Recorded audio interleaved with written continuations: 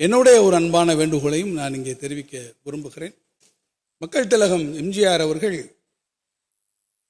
கழகத்திலே இருந்தபோதும் சரி, அவர் கழகத்திலே இருந்து வெளியேறி அவர் இயக்கம் கண்ட போதும் சரி, அவர் மீது பெரும் மதிப்பினை கொண்டவர்கள் நாங்கள்.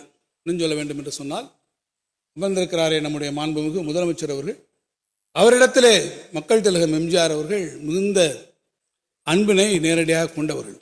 அவருடைய படம் ஒன்று வெளிவருகிறது என்றால் இந்த படத்தை நீங்கள் பார்த்துவிட்டு என்ன கருத்து என்று அவரிடத்திலே கேட்கக்கூடிய அளவிற்கு கூட உரிமையும் அன்பும் பாராட்டக்கூடிய அவர்கள் 40.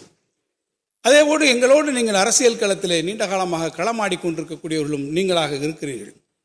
அங்களோடு இருக்கக்கூடிய தொண்டர்களும் அதே போல கொள்கையிலே மாறுபட்டிருந்தாலும் இயக்கப்பற்றின் காரணமாக அவர்களும் அரசியல் களத்திலே களமாடக்கூடிய தொண்டர்கள் என்பதை நாங்கள் மறுக்கவில்லை. ஆனால் அந்த தொண்டர்களோடு ஒரு அரசியல் பயணத்தில் உங்களோடு லட்சக்கணக்கான தொண்டர்கள் இங்கே இணைந்து பயணித்துக் கொண்டிருக்கக்கூடிய வேளையில் நீங்கள் கூட்டல் கணக்கை இங்கே அண்ணன் தங்கமணி அவர்கள் இங்கே போட்டுக் கொண்டிருக்கிறீர்கள். ஆனால் உங்களுடைய கூட்டல் கழித்தல் கணக்கை எல்லாம் வேறு ஒரு இடத்திலே உட்கார்ந்து இன்னொருவர்கள் போட்டுக் கொண்டிருக்கிறார் என்பதை நீங்கள் மறந்துவிடக்கூடாது.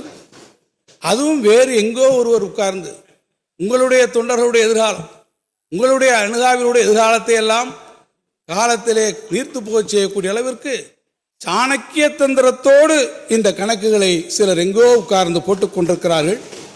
நான் அண்ணன் அவர்களுக்கு கேட்டுக்கொள்வேன், இந்த மடிக்கணினி விவகாரத்தில் சற்று கவனக்குறைவாக நீங்கள் இருந்து விட்டதைப் போல உங்கள் மடியிலே இருக்கக்கூடிய கணத்தை பறித்து கொள்ள நினைப்பவரிடமிருந்தும் நீங்கள் அனைவரும் சற்று கவனமாக இருக்க வேண்டும் என்பதை நான் உங்கள் மீது இருக்கக்கூடிய உரிமை அன்பின் காரணமாக இங்கே கேட்டுக்கொள்ள விரும்புகிறேன்.